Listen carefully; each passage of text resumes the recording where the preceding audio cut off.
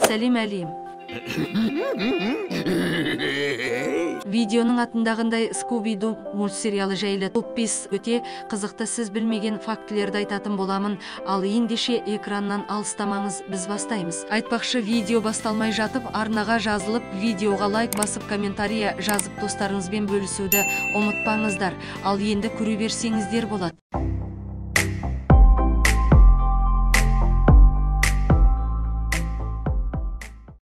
Фред пен Дафна ешқашан қарым-қатынаста болмаған. Көптеген көрермендер Фред пен Дафна кездесіп жүр деп ойлайды. Өйткені достары топқа бөлінгенде олар әрқашан бірге қалады. Бірақ байқасаңыздар, шоудың мистикалық сәттерінде екеуі өмірі жоқ болады. Шын мәнінде мультфильм авторлары оларды ең қызықсыз кейіпкерлер деп санайды. Сондықтан олар Шеги, Скуби және Вельмаға назар аударады.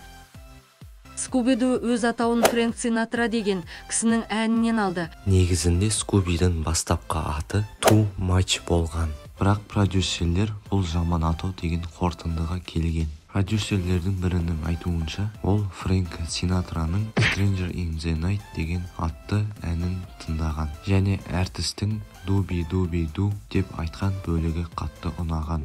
Осы жерден ол өзінің Scooby-Doo деген атауын алды. Иә, сіздер дұрыс естідіңіздер. Оның толық аты жөні Scooby-Doo. Scooby-Doo ең ұзақ анимациялық серия болып келеді. Scooby-Doo сен қайдасың? 1969 жылы теледидарда дебют жасады және ондаған жылдар бойы көптеген атаулар мен нұсқауларға ие болды. Көптеген жылдар бойы Scooby туралы жаңа және қайта жасалған шоулар мен фильмдерде Шеги мен Scooby әр кезеңде түсе беретін жалғыз кейіпкерлер болып келеді.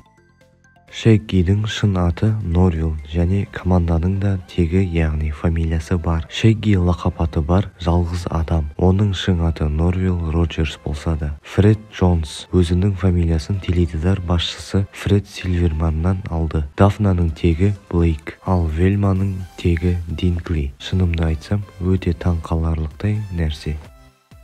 Шеггидің марихуанаға тәуелдігі туралы барлық шындық. Анимациялық серияның ең үлкен және үнемі қойылатын сұрағы, авторлар Шеггиді шөпшеккіш қылып шығаруды ниеттенген бе? Мультсериалдың көрермендері Шеггидің сыртқы түрі мен мінез-құлқы, сондай-ақ оның үнемі тамаққа құмарлығы, оның және Скубидің осы үшін шегеді деген қорытындыға әкелген екен. Негізінде олар ешқашан шекпеген, жай ғана оларды сондай қылып ойластырған. Негізінде олар экраннан тыс шекпеген. Достар, видеоны соңына дейін қарап шыққандарыңызға өте көп рахмет. Достар, егер видео ұнаған болса, көңілдеріңізден шыққан болса, арнаға жазылып, осы видеоға лайк басып, достарыңызбен бөлісіп, комментария жазуды ұмытпаңыздар. Және де колокольчикті басып қойыңыздар, себебі видеомды бірінші болып көру үшін. Иә, сіздер мен үшін мотивациясыздар. Ал ендеше қоштаспаймыз, келесі көріскенше.